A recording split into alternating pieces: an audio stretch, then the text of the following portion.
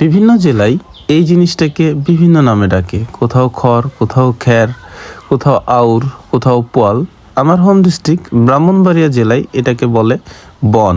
আপনার জেলায় কি নামে ডাকে এটাকে আপনি কমেন্ট বক্সে জানাতে পারেন। ভিউয়ার্স, আসসালামু আলাইকুম। আজ ঈদের দিন। ঈদের দিনেও খামারিদের এই কাজগুলো থেমে থাকে না, কারণ খামারিদের ভালোবাসার জায়গাই হচ্ছে এটা। তো সকালে খুব ভোরে ঘুম থেকে উঠলাম, কারণ আজ ঈদের দিন। নামাজ 8:30টায়, সব কিছু কমপ্লিট করে নামাজে যেতে হবে। সেই জন্য খুব ভোরে উঠে প্রথমে আমি খড়গুলা বোঝা থেকে আনলাম, এনে কাটা শুরু করলাম।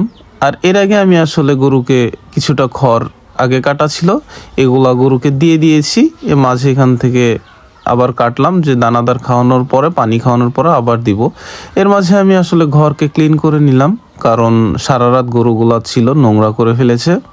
সেই জন্যে ঘরটাকে ক্লিন করলাম, কারণ ঘরটা ক্লিন না করলে গরু অসুস্থ থাকবে। স্যাঁতস্যাঁতা ভিজা থাকলে গরু অসুস্থ থাকবে, গরুর রোগ জীবাণু আসবে। সেই জন্য ঘরটাকে প্রথমে ক্লিন করলাম, এরপর গরুগুলাকে ধুয়ে ফ্লোরটাকেও ধুয়ে দিলাম।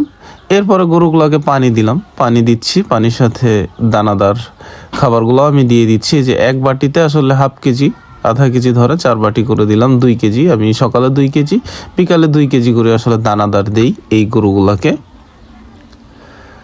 আর ঈদের দিন আসলে খামারিদের কথা কি বলবো, ঈদের দিনও খামারিদের কষ্ট বা কাজ কখনোই থেমে থাকে না। এই দানাদার খাওয়ার মাঝে আমি আসলে ঘরের পর্দাগুলো তুলে দিলাম, যেহেতু ফ্লোরটা ভিজা, রোদ বা বাতাসে ফ্লোরটা শুকিয়ে যাবে। অলরেডি দানাদার এবং পানি খাওয়া শেষ। আমি খড় দিয়ে দিচ্ছি যেন গরুগুলা খেয়ে ঘুমিয়ে থাকে। অবশেষে আজকের মতো আমার কাজ এখানে শেষ হয়ে গেছে। এখান থেকে আমি চলে যাচ্ছি আমার আরেকটি শখের জায়গা, সেটা হচ্ছে কবুতরগুলাকে ছেড়ে এখন খাবার দিয়ে আমি চলে যাব গোসলে।